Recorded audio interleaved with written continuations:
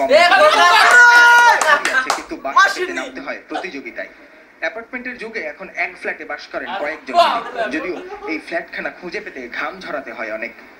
এই ধরনের হয়রানি আসলে ঢাকা শহরে অনেক কষ্টকর। তারা ভালো একটা জায়গা থাকতে পারে না, তাদেরও তো পড়াশোনা করার জন্য একটা ভালো একটা পরিবেশের দরকার।